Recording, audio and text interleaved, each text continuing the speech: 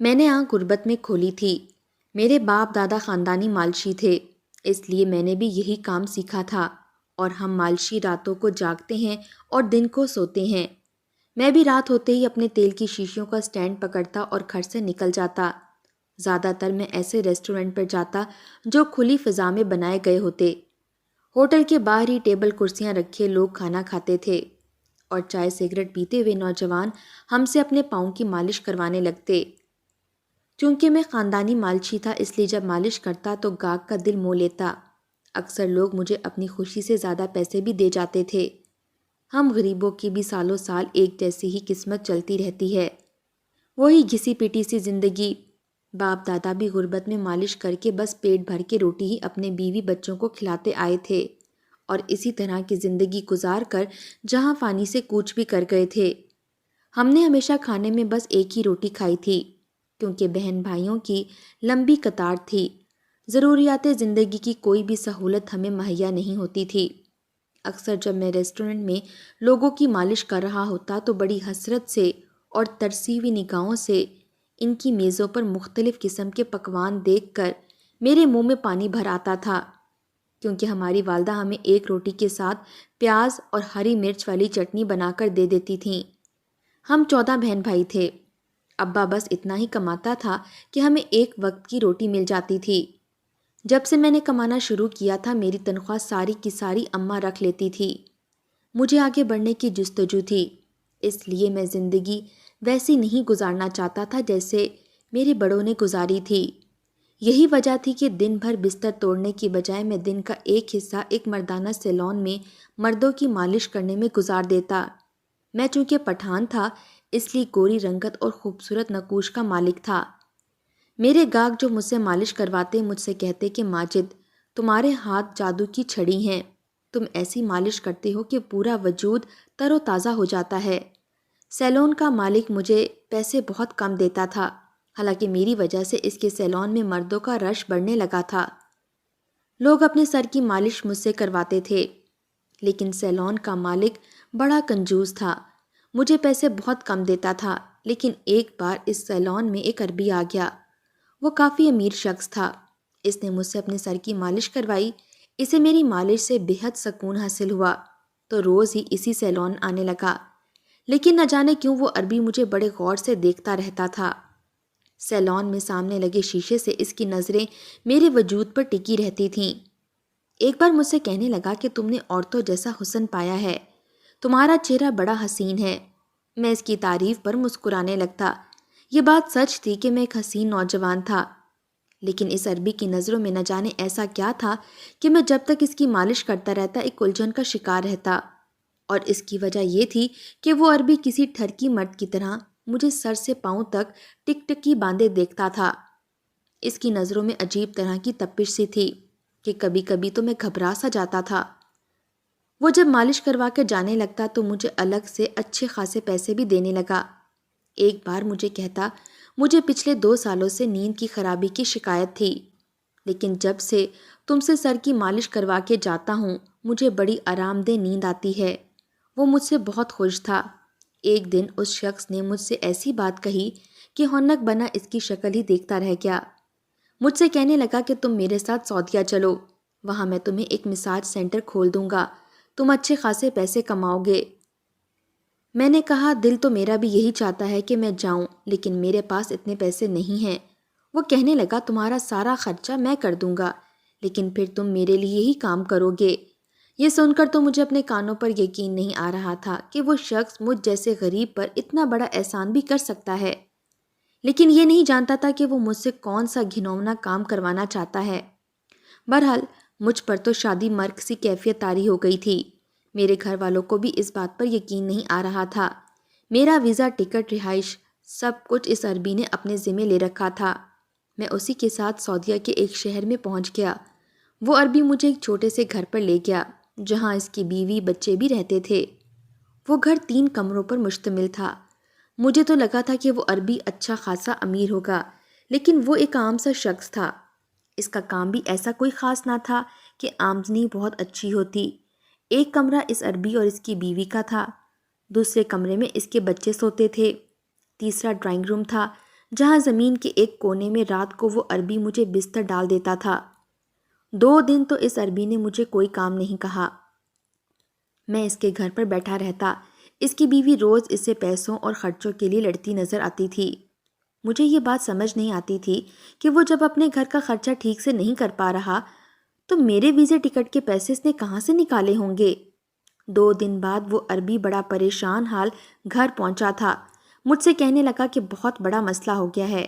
جس شخص نے مجھے آس دلائی تھی کہ ایک مساج سینٹر کھول کر دے گا وہ اپنی بات سے پھر گیا ہے، اس لیے میں تمہاری اب کوئی مدد نہیں کر سکتا۔ یہ سن کر تو میں چکرا کر رہ گیا تھا۔ میں نے کہا میں اس انجانے شہر میں کہاں جاؤں گا، کیا کروں گا؟ وہ کہنے لگا میرے پاس بس اب تمہارے لیے ایک ہی کام بچتا ہے، لیکن وہ ہے بہت عجیب و غریب، شاید تمہیں پسند نہ آئے، اس لیے اگر تم وہ نہ کر سکو تو میں تمہیں اپنے گھر پر نہیں رکھ سکتا۔ تم اپنی روزی روٹی کا انتظام خود کر لینا اور میرے پیسے بھی چکا دینا جو میں نے تمہارے ویزے اور ٹکٹ پر خرچ کیے ہیں۔ میں نے کہا مجھے مساج کے علاوہ دوسرا کوئی کام نہیں آتا۔ وہ کہنے لگا مساج ہی کرنا ہے، مگر مردوں کا نہیں بلکہ عورتوں کا۔ یہ سن کر تو میں چکرا کر رہ گیا۔ میں بھلا کسی عورت کا مساج کیسے کر سکتا تھا؟ وہ تو مجھے قتل ہی کر ڈالے گی۔ پھر میں نے تو آج تک کسی عورت کو چھوا تک نہ تھا۔ میں نے صاف انکار کر دیا اور اس کے گھر سے نکل گیا۔ میں نے سوچا کہ خود ہی کسی سیلون میں کام مانگ لوں گا، لیکن پورا دن خوار ہونے کے بعد بھی مجھے کہیں نوکری نہیں ملی تھی۔ رات کو میں سوچ چکا تھا کہ اس عربی کی بات ہی مان لیتا ہوں، ورنہ کہاں در در کی ٹھوکریں کھاؤں گا۔ واپس مجھے اسی عربی کے پاس جانا پڑا۔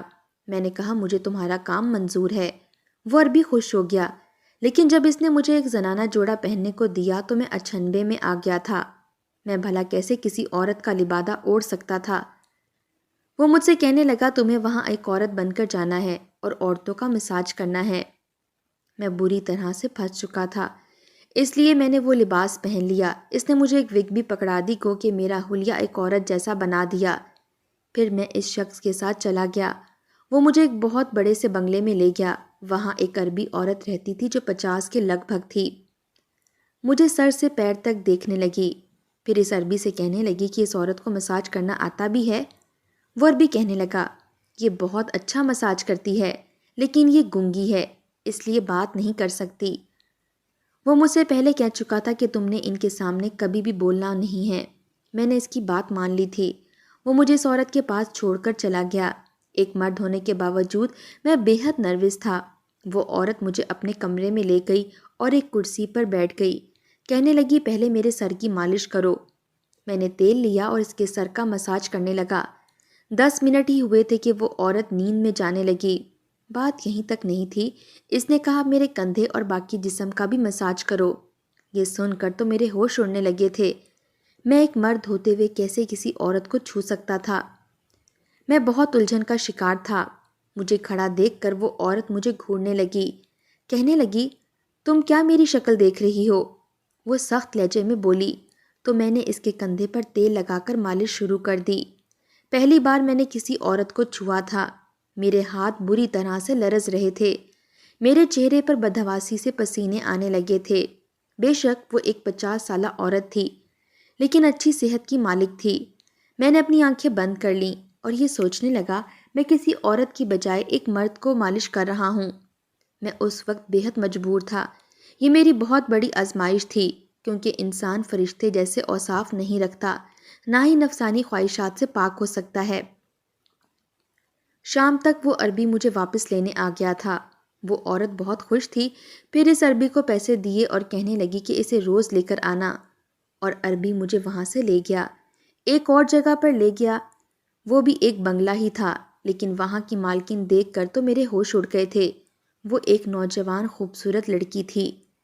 میں نے عربی سے صاف انکار کر دیا، کہا کہ میں یہاں پر مساج نہیں کروں گا اس لڑکی کے ساتھ۔ وہ عربی بھی مجھے گھورنے لگا۔ میرے کان کے پاس وہ دبی آواز میں بولا کہ کیا بک رہے ہو؟ تم مجھ سے کہہ چکے ہو کہ تم وہی کرو گے جو میں تم سے کہوں گا۔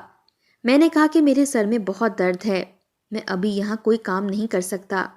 وہ عربی اس لڑکی سے معذرت کرتے ہوئے مجھے واپس لے گیا۔ گھر جا کر مجھ پر چیخنے چلانے لگا کہ میں نے انکار کیوں کیا۔ میں نے کہا کہ تم مجھے کیا سمجھتے ہو؟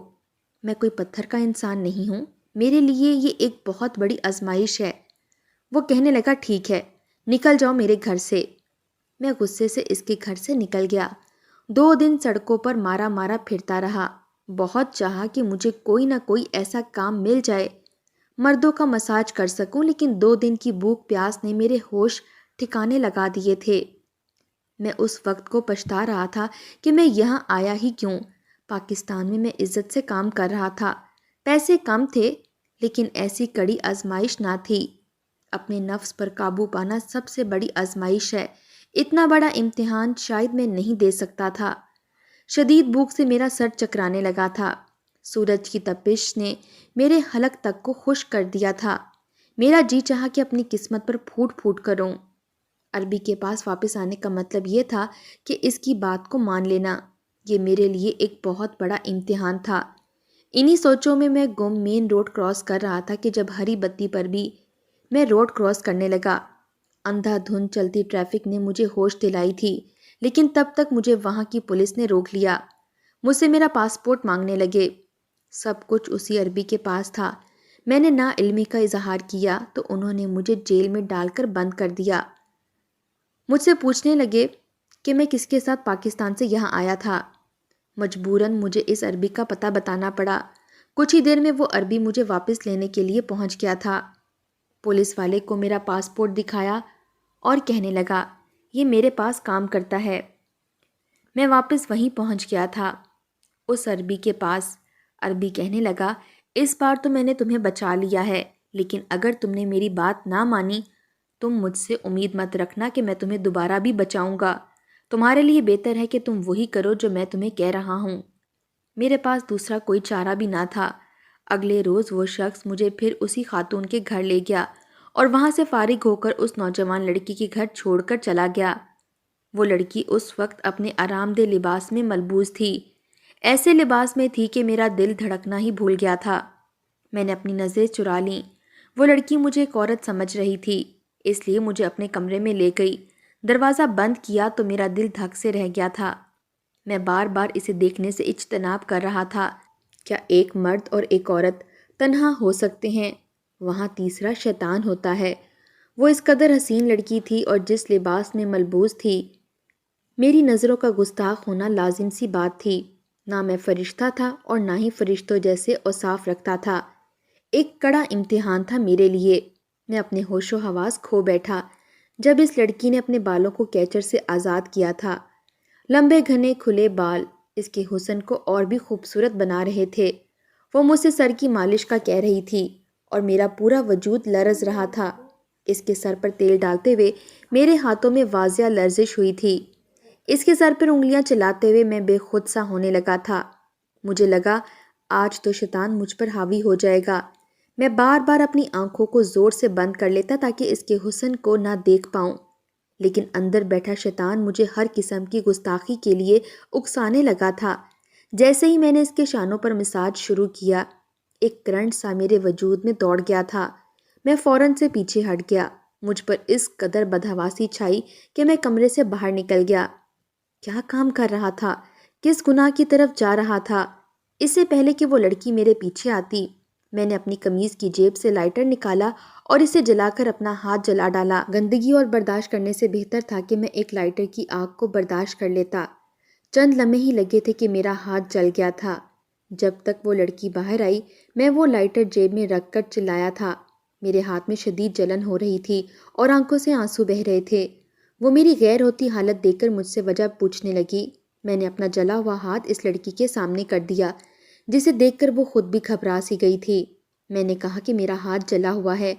وہ کہنے لگی پھر تم کیوں مساج کے لیے آئی تھی؟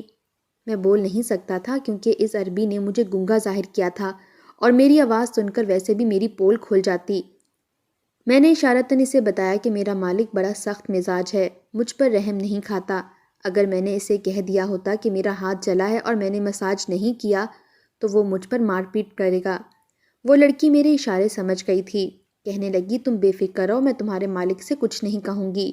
اس لڑکی نے عربی سے کچھ بھی نہیں کہا اور اسے پیسے بھی پورے دے دیے۔ میں یہ سوچ رہا تھا کہ آج تو میں نے یہ بہانہ کر لیا، لیکن کل کیا کروں گا؟ اگلے دن میں نے عربی کو بھی اپنا جلا ہوا ہاتھ دکھا دیا۔ عربی نے مجھ سے کہا کہ وہ اپنے کمرے میں ہی ایک مساج سینٹر کھول لے گا، لیکن مجھے ہر وقت اس کے گھر میں بھی زنانہ کپڑے پہن کر خود کو عورت ظاہر کرنا پڑے گا، کیونکہ عورتیں یہاں پر زیادہ مساج کرواتی ہیں۔ چند دنوں میں اس نے ایک کمرے کو مساج سینٹر بنا لیا تھا۔ میں 24 گھنٹے ایک زنانہ لباس پہنے خود کو عورت ہی ظاہر کرتا تھا، یہاں تک کہ اس عربی کی بیوی کو بھی نہیں لگتا تھا کہ میں ایک مرد ہوں، وہ مجھے ایک عورت ہی سمجھنے لگی تھی۔ اس عربی کی مساج سینٹر میں عورتیں آنے لگی تھیں۔ اب میں یہ کرتا کہ اپنے نفس کو مارنے کی کوشش کرتا رہتا، یہ سمجھتا کہ میرے سامنے کوئی عورت نہیں بلکہ ایک مرد ہے۔ اپنی نظریں جھکا کر میری کوشش یہی ہوتی کہ بنا دیکھے ہی اپنا کام سر انجام دیتا رہوں۔ 1 مہینے کے اندر اندر ہی مساج سینٹر چل پڑا تھا۔ بہت سی خواتین آنے لگی تھیں۔ عربی مجھ سے بےحد خوش تھا۔ اب وہ مجھے مہینے کے لاکھوں روپے دینے لگا تھا۔ میں پاکستان پیسے بھیج دیتا اور کچھ اپنے پاس بھی رکھ لیتا۔ چند ماہ میں وہ مساج سینٹر مشہور ہو گیا تھا۔ میرے ہاتھ اس چیز کے عادی ہو چکے تھے۔ مجھے عورت کے وجود کو چھوتے ہوئے کوئی جذبہ بھی تنگ نہیں کرتا تھا۔ میں نے سوچ لیا تھا کہ شاید میری روزی اسی طرح سے لکھی ہے، بس میں بھی نظریں جھکا کے رکھتا تھا اور اپنے کام سے کام رکھتا تھا۔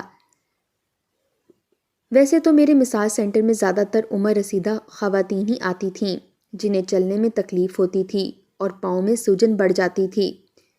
میرے مساج سے وہ خواتین چلنے پھرنے کے قابل ہو گئی تھیں اور لاکھوں پیسے دے کر جاتی تھیں۔ ایک بار پھر سے وہی لڑکی میرے مساج سینٹر میں آ گئی۔ اسے دیکھ کر تو میرا دل میرے اختیار میں نہیں رہتا تھا۔ میں جوان لڑکیوں کا مساج کرنے سے کتراتا تھا۔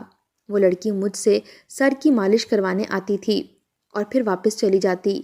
ایک بار مجھ سے کہنے لگی کہ مجھے نیند نہ آنے کی بیماری ہے، میں 24 گھنٹے جاگتی رہتی ہوں۔